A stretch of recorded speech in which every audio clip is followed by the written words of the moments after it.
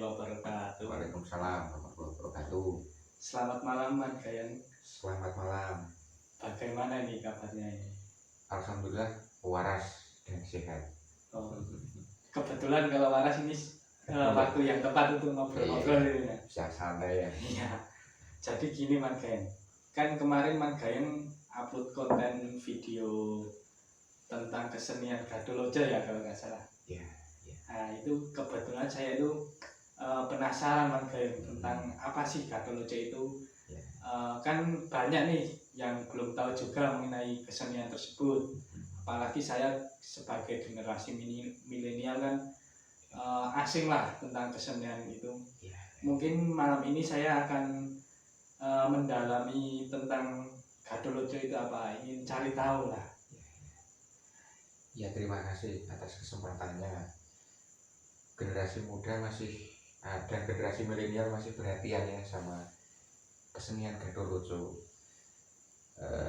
Gatholoco ini sebetulnya kesenian asli Jawa khas ya, khususnya dari Dusun Prengapus, Desa Kalisalak, Kecamatan Salaman, Kabupaten Magelang, Jawa Tengah. Perpaduan antara terbangan Jawa yang khas, terbang jidor yang besar-besar atau jimbrung, kemudian ada rudat tariannya, kemudian dengan syair-syair yang khas ya, dan unik. Nah, itu Gatholoco itu seperti itu. Berarti itu sebenarnya bukan sekedar kesenian kemudian tarian-tarian itu bukan ya Mas? Tidak. Jadi ini juga perlu saya jelaskan, kesenian Gatholoco ini sangat berbeda dan tidak ada hubungannya dengan aliran Gatholoco. Di banyak sekali di dalam kesenian Gatholoco itu syair-syairnya itu punya makna dan petuah untuk pesan-pesan, baik pesan moral, pesan sosial, pesan pendidikan, pesan kesehatan, pesan pertanian dan lain-lain. Sepertinya sampai sekarang masih sangat relevan dengan dunia sekarang maupun di era globalisasi ini masih ada yang relevan. Terus untuk penciptanya sendiri itu siapa sih Mas sebenarnya? Gatholoco ini buah karya tiga orang bersaudara dan bertetangga. Satu Mbah Suryan Hargo Krengseng Tejo Mantri, Mbah Gesan, dan Mbah Kameran. Bertiga ini kira-kira ya tahun 1930-an lah itu. Dan itu masih situasi penjajahan Belanda dan belum merdeka saat itu. Terus kalau kesenian Gatholoco itu memang asli dari daerah sini Mas? Asli dari daerah sini dan juga unik juga. Jadi syair-syairnya itu ada yang pakai bahasa Jawa, pakai bahasa Melayu ya. Kemudian uniknya lagi, Gatholoco ini saat pertunjukan itu banyak sekali fan-fannya perempuan-perempuan ya. Sehingga banyak sekali entah pemainnya, penabuhnya, instrumennya maupun yang dalangnya itu digandrungi para perempuan-perempuan ya. Ya waktu itu kira-kira hitnya ya tahun 1970-an sampai tahun 1980-an, walaupun sampai saat ini juga sering masih diadakan pertunjukan, tapi hitnya ya sampai tahun 80-an itu. Ya. Terus untuk mungkin syair-syairnya berarti itu berupa perpaduan dari zaman dulu gitu. Ya. Syair kesenian Gatholoco ini merujuk pada ataupun mereferensi pada hasil budaya kerajaan Mataram Islam ya, utamanya terkait dengan penanggalan Jawa atau kalender Pranoto Mongso dan seterusnya, itu ada di dalam syair Gatholoco, dan itu merupakan bagian dari petuah yang berhubungan dengan pertanian, bercocok tanam maupun kegiatan bisnis ya, karena itu juga berhubungan dengan waktu dino pasaran dan lain sebagainya. Ternyata kan sampai sekarang kan waktu dino pasaran kan masih dipakai. Iya. Kliwon Regi Paing ya masih dipakai kan. Pasaran Jawa pun pasar di Jawa kan masih ada kan. Misalnya pasar kambing, Salaman umpamanya, itu kan tiap pagi. Muntilan, pasar hewan, tiap Kliwon, ternyata kan masih relevan sampai sekarang. Itu di Gatholoco ada itu. Berarti perlu diketahui buat para penonton, syair-syair di Gatholoco itu bukan sekedar 3 orang menciptakan syair gitu, tapi ada referensinya ya. Ada referensi utamanya zaman Mataram Islam itu, dari kerajaan Mataram Islam yang paling berpengaruh itu pada masa pemerintahan Ngarso Dalem Sunan Pakubuwono yang ke-7, Raja Kasunanan Surakarta Mataram ya. Itu karya beliau berupa Pranoto Mongso tahun 1856-an, dan saat itu juga karya-karya dari Raden Ngabei Ronggowarsito ada juga. Nah itu juga mempengaruhi syair-syair di kesenian Gatholoco Madya Pitutur itu. Terus kalau untuk kostum sendiri itu sebenarnya dari emang pakaian adat Jawa atau gimana ya? Ya tadi masih kelupaan ya. Ini juga Gatholoco ini juga sebetulnya bagian dari dakwah juga ya.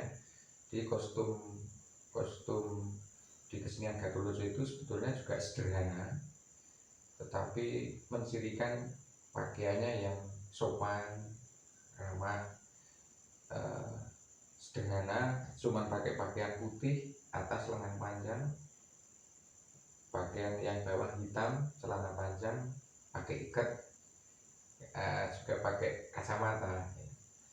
Perpaduan hasil akulturasi dengan budaya Belanda kan pakai kacamata itu juga. Nah, itu. Jadi yang lebih unik lagi, bukan hanya sekedar menggunakan bahasa Jawa, melainkan dari segi pakaian dan perlengkapannya pun juga. Iya. Dan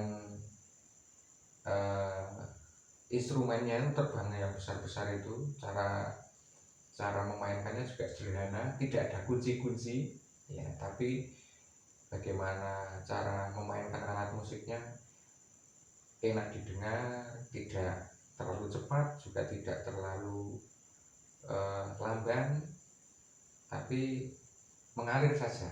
Itu Gatholoco itu seperti itu. Terus balik lagi ke topik yang awal mengenai syair, berarti yang Man Gaing buat di video itu masih sebagian kecil berarti ya Man? Masih sebagian kecil, itu hanya cuplikan saja, potongan saja. Kita memperkenalkan bahwa Gatholoco itu ya seperti itu ya, seperti itu.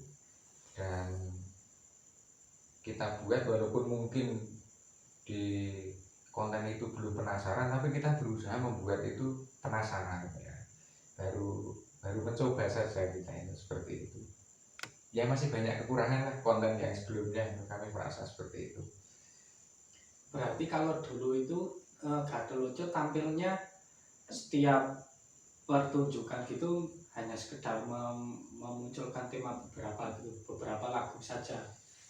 Ya sebetulnya tidak banyak tema, tapi belum semuanya ya. Karena kita memainkan pertunjukan Gatholoco itu kan ada runtutannya, pembukaan, kemudian ada di pertengahannya itu isi, penutup juga ada. Itu semua baik pembukaan sampai penutup itu isinya dakwah juga ada. Dalam rangka itu juga untuk lebih kita itu meningkatkan iman kita kepada Tuhan Yang Maha Kuasa ya. Salah satunya bagian yang terkecil itu dengan Gatholoco itu tadi.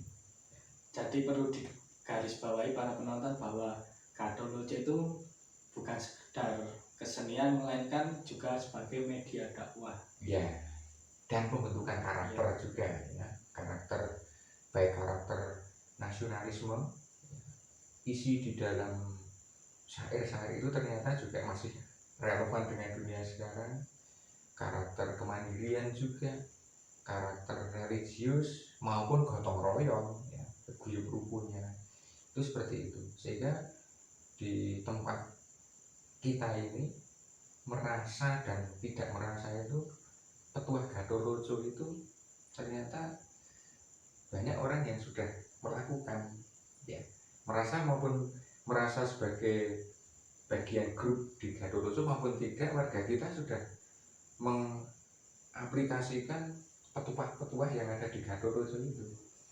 Tuh. Berarti ini sangat penting buat saya dan teman-teman yang lain, para generasi milenial. Iya, iya. Itu Gatholoco seperti itu. Mungkin untuk penutupan, Mas Gayam bisa memberi saran atau gimana ya, untuk para generasi milenial, bukan hanya kan itu bukan sekedar melestarikan, melainkan bisa dijadikan sebagai pembentukan karakter juga. Ya. Saya punya harapan bahwa misalnya Gatholoco ini saya ingin menghidupkan kembali, tapi yang pertamanya tentang kekuatan di syairnya itu, yang betul-betul dalam syair Gatholoco itu bisa menguatkan karakter kita.